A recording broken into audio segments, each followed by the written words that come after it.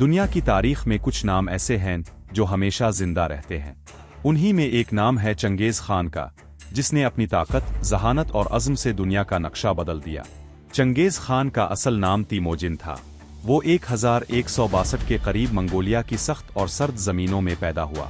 اس کا بچپن انتہائی مشکلات میں گزرا۔ کم عمری میں ہی اس کے والد کو قتل کر دیا گیا، جس کے بعد اس کا خاندان تنہائی، بھوک اور خطرات میں گھر گیا۔ لیکن انہی مشکلات نے اس کے اندر ایک مضبوط اور ناقابل شکست انسان پیدا کیا۔ جوانی میں تیموجن نے مختلف قبائل کو متحد کرنا شروع کیا۔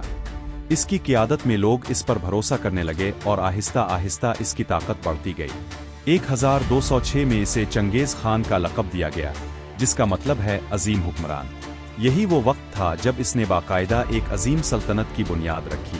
چنگیز خان نے اپنی فوج کے ساتھ مسلسل فتوحات حاصل کیں۔ اس کی سلطنت چین سے لے کر وسطی ایشیا اور یورپ کے کچھ حصوں تک پھیل گئی۔ اس کی فوج تیز رفتار گھڑ سواروں پر مشتمل تھی، جو اچانک حملے اور بہترین منصوبہ بندی کے لیے مشہور تھے۔ یہی وجہ تھی کہ دشمن اکثر اس کے سامنے زیادہ دیر نہ ٹھہر سکے۔ چنگیز خان نے نہ صرف جنگیں لڑے بلکہ ایک مضبوط نظام بھی قائم کیا۔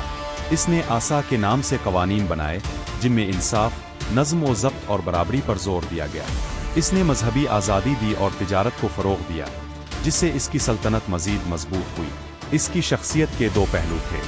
کچھ لوگ اسے ایک عظیم لیڈر اور تاریخ کا بہترین فاتح سمجھتے ہیں، جبکہ کچھ اسے ایک ظالم حکمران کہتے ہیں، کیونکہ اس کی فتوحات کے دوران بے شمار لوگ مارے گئے۔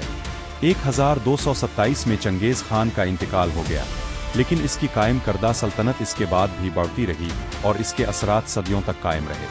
آج بھی چنگیز خان کو دنیا کے سب سے طاقتور اور بااثر حکمرانوں میں شمار کیا جاتا ہے، جس کی کہانی طاقت، جدوجہد اور قیادت کی ایک مثال ہے۔